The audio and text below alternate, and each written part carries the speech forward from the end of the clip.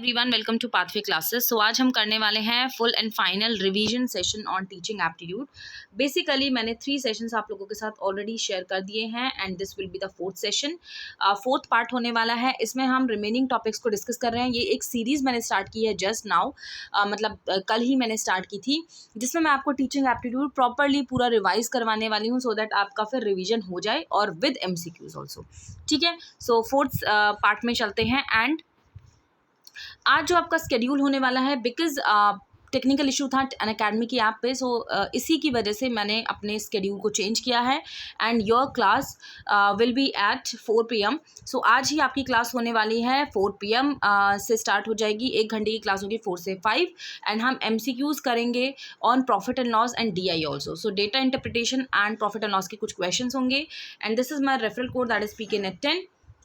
PKNet10 is my referral code, so you can use this code for the free classes, because मैं आपको free sessions ही provide करती हूँ, free classes ही provide करती हूँ, तो आप लोग इस कोड को यूज़ करके सारी की सारी क्लासेस को अवेल कर सकते हैं, वो भी फ्री में। ठीक है, so you have to just type this referral code for the upcoming classes. Okay, so if you are new to the platform, if you are new to the Unacademy के platform पे अगर आप नए हो, so आप इस particular code को use कर सकते हो। Okay, let's go with the session. Okay, अभी हमने ये सारे टॉपिक्स कंप्लीट कर लिए हैं, इसीलिए मैं मूव ऑन कर रही हूँ, राइट। ये सारे क्वेश्चंस हो चुके थे, ये भी हो चुका था, ये भी हो चुका था, एंड नाउ 5th क्वेश्चन से हमें स्टार्ट करना है 4th पार्ट में। So assertion and reason, all teacher should aim at ensuring the learning, and reason कहता है all learning result from the teaching. So इनमें से कौन सा ऑप्शन आपके लिए करेक्ट है? So first option is this, second is this, and third and fourth is this. So what will be the correct answer? जल्दी से मुझे बताओ और मैं फिर उसके बाद आपको करेक्ट आंसर भी प्रोवाइड करती हूँ। ठीक है, सो चलिए मैं आपको प्रोवाइड कर देती हूँ that the answer is 3, that is all teaching should aims at learning. सारी की सारी टीचिंग से लर्निंग हो सकती है, बट लर्निंग से टीचिंग पॉसिबल नहीं है। As a teacher, as a educator, मैं आपको जो भी समझाती हूँ तो मेरी भी रिवीजन हो रही है, मेरी भी लर्निंग हो रही है, बट लर्निंग से ज़रूरी नहीं है कि टीचिंग ही हो। लर्निंग आप कर रहे हो जस्ट बिकॉज ऑफ आपको एडुकेटर बनना है, तो ज़रूरी ऐसा पॉसिबल नहीं होता हर बार, राइट। सो ये आपका ऑप्शन थर्ड हो जाएगा। Next question is, which of the following statement represent the nature and the objective of the learning and the teaching and the learning. So teaching and learning के accordingly कौन से statements यहाँ पर correct हैं? ठीक है, teaching is like selling, learning is buying, learning is like buying. Teaching is a social act, learning is a personal act.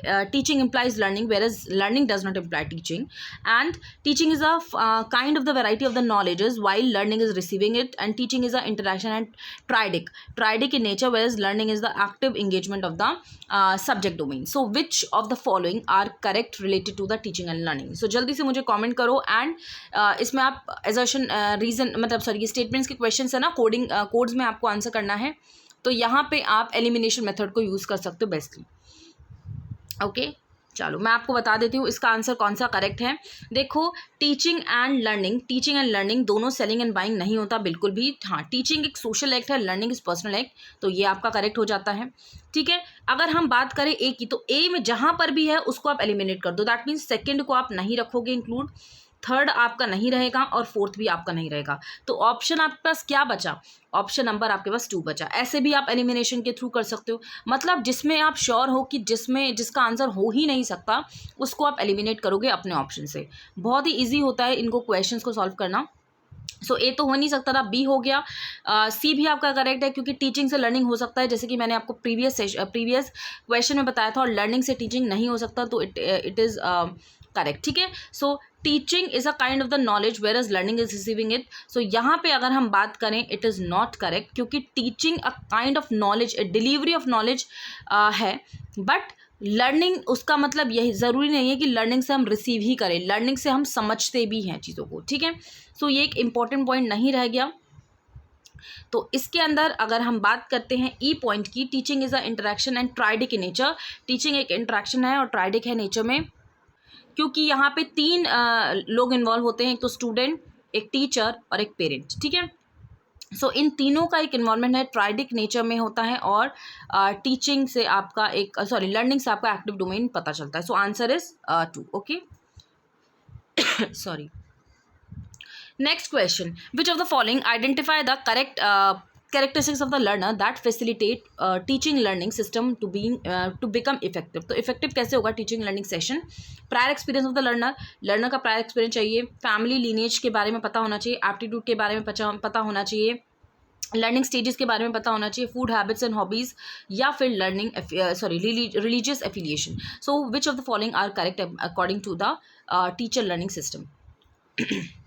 सो कौन से इसमें से करेक्ट हैं, यहाँ पर भी आप एलिमिनेट कर सकते हो. जैसे कि आपको पता है ए आपका करेक्ट है, एप्टीट्यूड का पता होना भी करेक्ट है, और डी भी करेक्ट है. सो ए सी एंड डी इज़ 1. बाकी का आपका फैमिली से कोई मतलब नहीं है, लर्निंग फूड हैबिट से कोई मतलब नहीं है, रिलीजियस एफिलिएशन से कोई मतलब नहीं है. ठीक है. Next question, which of the following is the key behaviour of the effective teaching. Effective teaching का जो की बिहेवियर होता है वो किससे रिलेटेड होता है. आपको दो तरीके के बिहेवियर के बारे में बात करी है. एक तो होता है सबसे बड़ा, that is key behaviour. Key behaviour आपका टीचर का होता है. This is totally related to the teacher, जहाँ पर टीचर का इन्वॉल्वमेंट है. Helping behaviour is for the student. ठीक है. सो यहाँ पे बोला है कि इफेक्टिव टीचिंग में की बिहेवियर का कौन सा पार्ट है. Student ideas and contribution, structuring, instructional variety and the questioning. So your answer is third. Okay, third is the correct answer, क्योंकि इंस्ट्रक्शनल वेराइटीज़ को यूज़ करते हैं teacher so that effective learning हो पाए. ओके.